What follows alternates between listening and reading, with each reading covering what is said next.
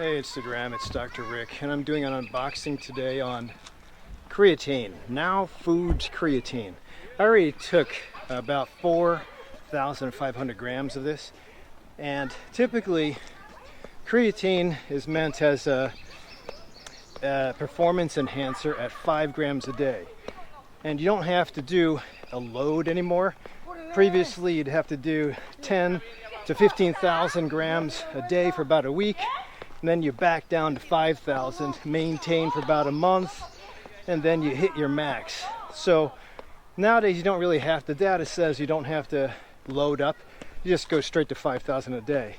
Now, warning, those of you who have problems with excessive urination or kidney problems, you should get your kidney functions checked out first with either urinalysis or something called a basic metabolic panel by your doctor, or possibly an ultrasound of your kidneys.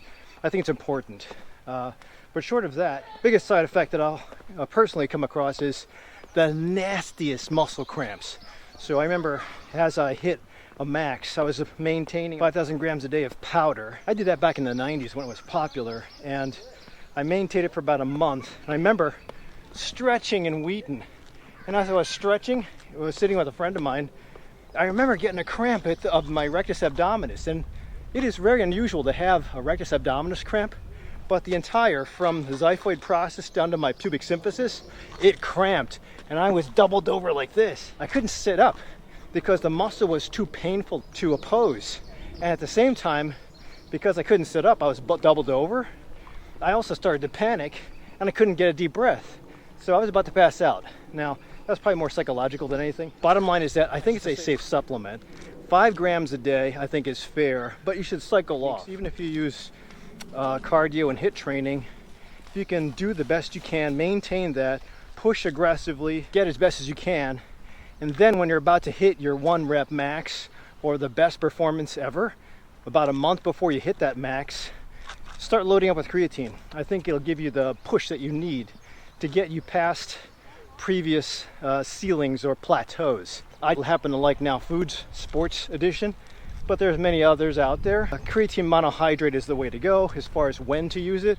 5 grams at the start of your day, because this is the thing, it works. Get into the cell, the muscle cell specifically. When the solute gets into the muscle cell, it does so because creatine seems to supply the mitochondria with the building blocks for ATP. ATP is the energy packet for the mitochondria, adenosine triphosphate. And when you have a whole bunch of building blocks, by diffusion or osmosis, have everything go into the muscle cell. Because of that solute or osmolality, it'll pull a lot of water in. So you'll get volume increases in your muscle, which in theory can give you that heavier performance. The area under the curve, talking about muscle performance and measuring, will be increased. Now that doesn't last, it fades. When I've used this personally, I've noticed this heavy diuresis after the exercise. Muscles begin to deflate. I used to have that anyway, but after creatine, it aggressively makes me want to pee. So it is now 7:27 p.m. This is just the second workout for the day, and I'm not going to take this. I already took it this morning. This is just my evening workout. Now, if I would take this to give me another muscle pump, I'd be peeing all night. And that's not a good thing. If you're going to try it, try your brand, 5 grams a day, at least for a month. Maximize on your lift. Don't go too aggressive. So you guys that do CrossFit, got to be careful with movement. Be strict, I say. And then see if you can push it as aggressively as possible. Maybe use a spotter or a coach.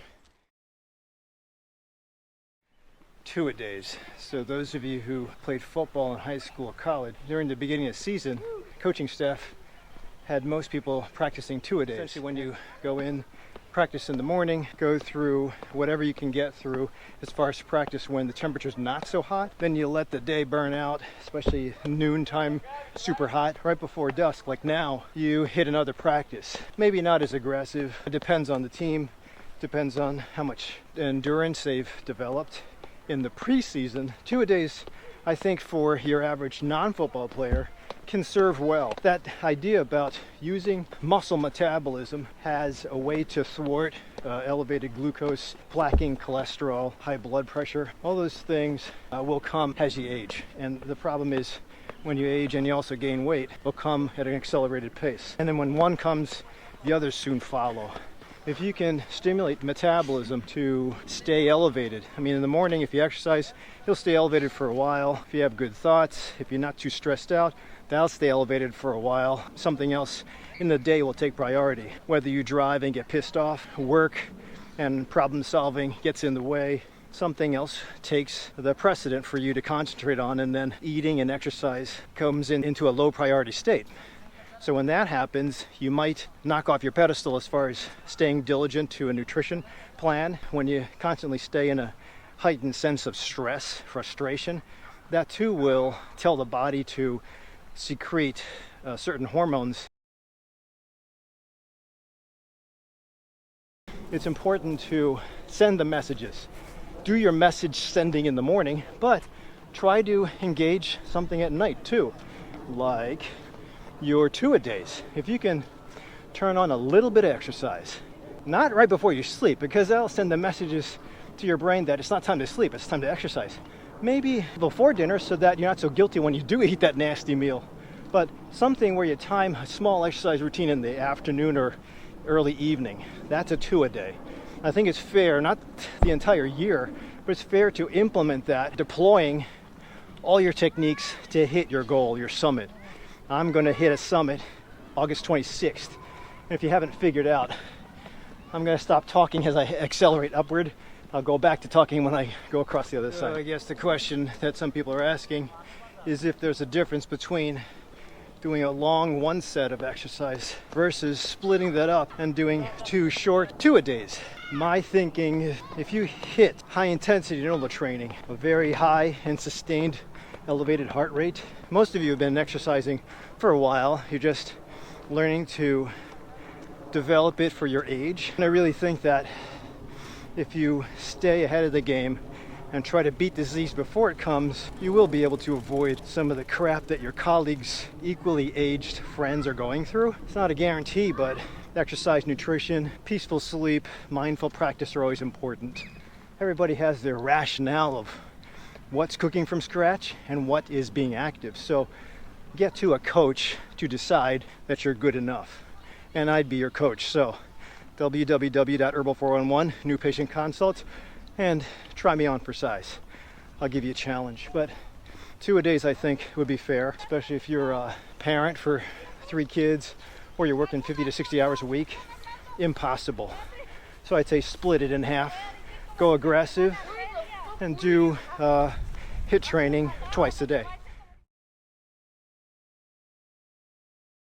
Final concept I'm going to talk about is sleep. I mentioned it already.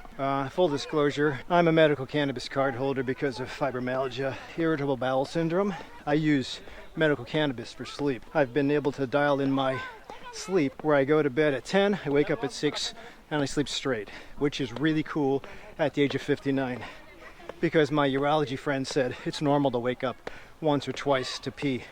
I say no, that's interruptive. If you think about it, the bladder can hold about 1,000 cc's of urine. You happen to wake up middle of the night and you have to pee, I'm sure you're not peeing 1,000 cc's. If the brain isn't well rested, it usually blocks the impulses or messages from the bladder and the bowel and the ears to say, don't get up to pee, don't get up to poop, don't get up to eat, and don't listen to that noise you just heard. Just stay asleep. But unfortunately, as we get older, things get in the way, and suddenly you awaken to a creak in the floor, you awaken to a little bit of pee in your bladder, and you awaken to a fart or a night sweat. But all that stuff, if your brain is working properly, you're supposed to sleep through that. I know a lot of guys just say they just will themselves to stay asleep, and they just wake up 2 hours later, and then they just have a healthy pee. Medical cannabis, I think, can do it. Valium and Ambien have a way, even Benadryl has a way to make you sleepy. It'll knock you into the first stages of sleep, but it'll screw up the rest of your stages of sleep. And you have to go through about 7 stages. Early on, it's deep sleep, and then there's REM later on in the evening. And if you don't get that because you're totally unconscious from Ambien, Xanax, Valium, or Benadryl, you'll get to sleep with shut-eye, but you'll also have no dream state, no restful sleep, and you wake up tired. So then you'll fall asleep about 1 or 2 o'clock in the afternoon after having supposedly slept all night. So I think it's unnatural. However, medical cannabis is natural. So you have to find the right formula, because if you find the wrong formula, you'll actually sleep all night, but you'll wake up high. That's not good. So if you're not sure how to do it, you can either ask your dispensary bud tenders or www.herbal411.com and then cannabis consult. Because that's what I do. I guide my boomers because they don't know what to do. Most of them, they only think of medical cannabis as Cheech and Chong, smoking big Bob Marley joints, and that's not it. Nowadays, the cultivators are genius with what they're doing, but they're probably too genius because there's way too many products. There is a little bit of confusion there. So thank you, cultivators, for making the products, but no thanks for getting everybody confused. Get some help. Know that there's a way to get mindful sleep. If you can get yoga and mindful practice and a good psychologist to teach you a couple techniques, awesome. There's a lot of options. You just have to get somebody in your corner to figure them out. And then there's the two-a-days to help turn on metabolism, metabolic enhancers, physical performance enhancers, a whole bunch of stuff. Don't think you're alone. There's always another way to tackle this problem, or at least accelerate it so you get your gains faster. That's what I'm here for. So hopefully this helped. If you know anybody that could use this, don't forget to hit a thumbs up, subscribe and like, and share this with your friends. Otherwise, don't forget to train. See you at the next video. Stay healthy, get healthy. It's Dr. Rick.